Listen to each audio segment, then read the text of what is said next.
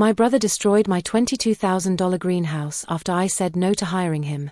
Then my parents begged me to forgive him, offered hush money, and called me cruel for going to the police. My name is Rebecca, and I need to tell you about the worst betrayal of my life. It all started with a dream, my dream greenhouse that I'd been saving for since college. After 3 years of working double shifts as a nurse at Denver General Hospital and living off ramen noodles, I finally had enough money saved up. $22,000. Every penny earned through back-to-back 12-hour shifts, missed dinners with friends, and skipping vacations while my colleagues jetted off to Cabo. The greenhouse was everything I'd imagined. A beautiful 20 by 30-foot Victorian-style structure with automatic ventilation, heated floors, and enough space for my orchid collection and vegetable garden. I had it installed in my backyard in Lakewood, complete with irrigation systems and grow lights. It was my sanctuary, my pride and joy, my retirement hobby starting early. My younger brother Danny had always been the family disappointment. At 28, he'd bounced between jobs like a pinball, construction worker, delivery driver, even a brief stint selling insurance door-to-door. Mom and Dad always made excuses for him. His finding himself, Mom would say. He just needs the right opportunity, Dad would add, slipping him another $100 bill. When Danny saw my greenhouse for the first time, his eyes lit up differently than usual. Not with the admiration I'd expected, but with something that made me uncomfortable. He walked around it slowly, touching the glass panels, examining the lock on the door. "This is incredible, Becca," he said, using the nickname I'd outgrown years ago. "You know, I've been thinking about getting into landscaping. Maybe greenhouse management. This could be perfect for learning the ropes." I should have seen it coming.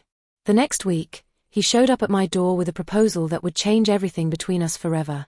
Danny arrived at my house on a Tuesday evening, dressed in his best khakis and a button-down shirt that still had creases from the package.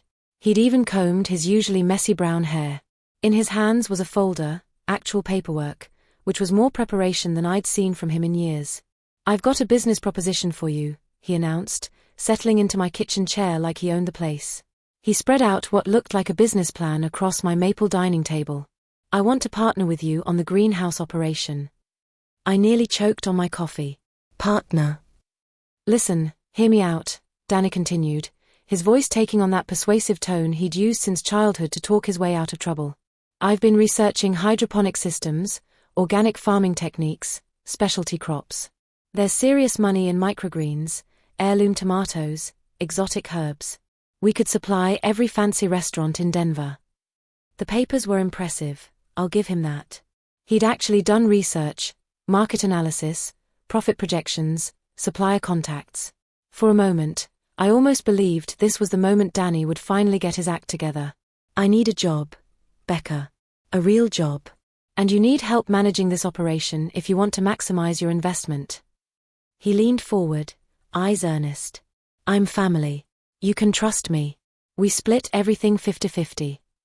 But there was the catch, 50-50 on something I'd paid for entirely with my own blood, sweat, and savings. On something that was supposed to be my peaceful retreat from the chaos of hospital life. "Danny, I appreciate the research, but this isn't a business venture. It's my hobby. My stress relief." His face changed then. The hopeful expression melted away, replaced by something harder. "So you're saying no? Just like that? You won't even consider giving your own brother a chance?" "I'm saying this greenhouse is personal to me, not a business opportunity." He gathered his papers slowly, jaw tight. "Fine. I get it. You made it on your own, and now you're too good to help family." The way he said it made my stomach clench, but I held firm. I'd learned the hard way that enabling Danny never helped anyone. As he walked out, he turned back one last time. "I hope you enjoy your little glass palace, Rebecca."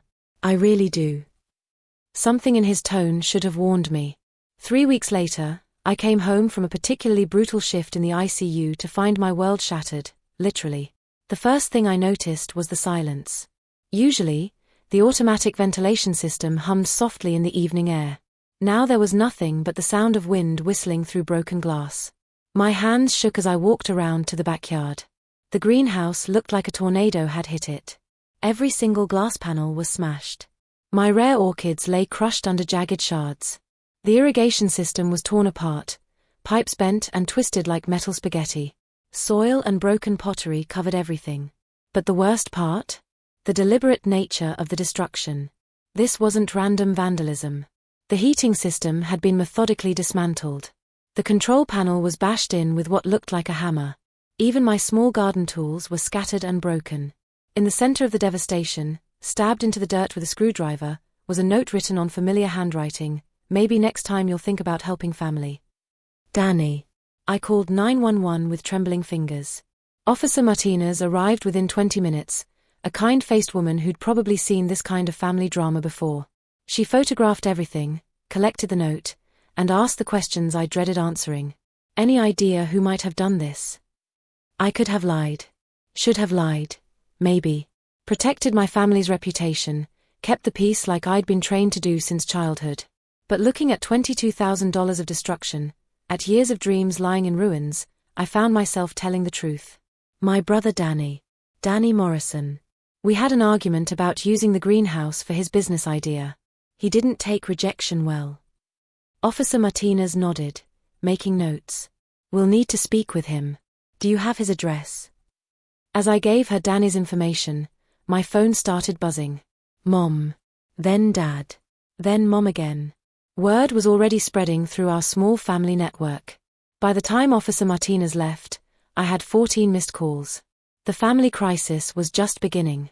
The next morning brought my parents to my doorstep, along with Danny trailing behind them like a scolded teenager. Mom's eyes were red from crying. Dad looked like he'd aged 5 years overnight. And Danny? Danny looked defiant, arms crossed, avoiding my gaze. Rebecca, honey, we need to talk about this situation, Mom began, her voice wobbly with emotion. She couldn't even look at the destroyed greenhouse behind me. There's been a terrible misunderstanding. Misunderstanding. I stared at them in disbelief. Mom, look around. This isn't a misunderstanding. This is thousands of dollars in deliberate property damage. Dad stepped forward, his contractor's hands clasped nervously. Now, Rebecca, I know you're upset, but Danny's explained everything. He was drunk, made some poor choices. He's sorry. Aren't you, son? Danny mumbled something that might have been an apology. Sorry doesn't rebuild my greenhouse, Dad. Sorry doesn't replace 3 years of savings. Which is why we're here, Mom said quickly, pulling out her checkbook like she was defusing a bomb. We want to make this right. We can cover the damages. All of them. Danny will pay us back over time, with interest. But we need you to call off the police. I stared at the checkbook in her hands.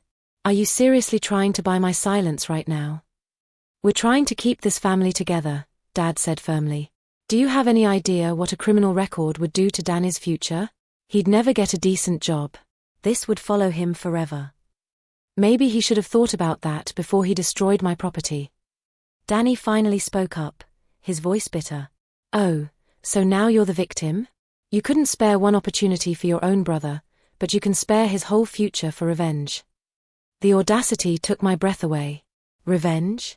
Danny, you committed a crime. Actions have consequences. Mom started crying harder. Please, Rebecca. He's your brother. Family forgives family. That's what we do. Where was this family loyalty when I was working 60-hour weeks to save up for this greenhouse? Where was this concern for family when Danny was destroying everything I worked for? The silence stretched between us like a chasm. Finally, Dad played their last card. If you pursue this, Rebecca, it's going to tear this family apart. Your mother will never get over seeing her son in handcuffs. Is your revenge really worth destroying your family? That word again, revenge. As if seeking justice for a crime was somehow morally equivalent to committing it. I need you all to leave, I said quietly. Now. As they walked away, Mom turned back one last time. I never thought my own daughter could be so cruel. Those words hit harder than any of the broken glass. The next few days brought a full court press from my extended family. My phone rang constantly, aunts, uncles, cousins, even my grandmother calling from her retirement community in Phoenix. Rebecca, dear, Grandma Evelyn said in her wavering voice, your mother tells me you're having Danny arrested. Surely there's been some mistake. Each conversation followed the same script. Someone had filled them in on a version of events where I was the unreasonable sister refusing to help a struggling brother, and now I was vindictively destroying his life over an accident. My cousin Jennifer was the worst. "I can't believe you're doing this over some plants, Becky. It's just stuff. Danny's family. $22,000 worth of stuff, Jen. And he destroyed it intentionally because I wouldn't give him a job. But he's been trying so hard to get his life together. This will ruin everything for him." The gaslighting was incredible. Somehow, in the family narrative, I'd become the villain of this story. My Uncle Pete, Danny's godfather, tried a different approach. "Look, Rebecca, I get that you're angry. But think about this practically. A court case will cost you thousands in legal fees, take months of your time, and probably not get you full restitution anyway. Take your parents' money, rebuild your greenhouse, and move on. It's not about the money, Uncle Pete." Then what is it about? It's about the fact that Danny thinks he can destroy other people's property when he doesn't get his way, and everyone in this family thinks that's acceptable as long as we keep it quiet. The pressure was relentless. My voicemail was full every day. Text messages poured in. Even my social media wasn't safe, family members posting passive-aggressive messages about forgiveness and family loyalty. The most manipulative came from my Aunt Carol. "I'm praying for your heart to soften, Rebecca. This anger isn't healthy, and it's not what Jesus would want." Meanwhile, Danny was playing his part perfectly. According to my cousin Mark, he was devastated by what he'd done and desperately wanted to make things right. He'd apparently joined AA, started looking for construction jobs, and was a changed man. But not once did he call me directly to apologize. The isolation was brutal. Family gatherings would be awkward forever. Holiday dinners would be minefields. Part of me wondered if they were right. Was I being vindictive? Was I really willing to sacrifice family relationships for justice? Then I'd look at the wreckage in my backyard and remember, I hadn't created this situation. Danny had. Detective Rodriguez called me on a Thursday morning with an update that made my coffee taste bitter. "We've arrested your brother, Rebecca. He's been charged with criminal mischief in the first degree. That's a felony due to the amount of damage involved. His arraignment is next Tuesday." The reality of it hit me like a physical blow. My brother was going to jail. My parents would never forgive me. The family I'd grown up in was fracturing along lines that might never heal. "Ms. Morrison? You still there?" "Yes, I'm here. What happens now?" "Well, the district attorney will handle the prosecution. You might be called to testify if it goes to trial. But I have to tell you, his lawyers already reached out about a plea deal." That weekend, my parents made one final visit. This time, they brought reinforcements, Danny's public defender, a tired-looking man named Mr. Harrison who clearly handled too many cases like this.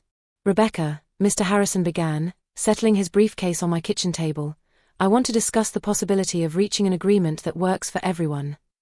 "I'm listening."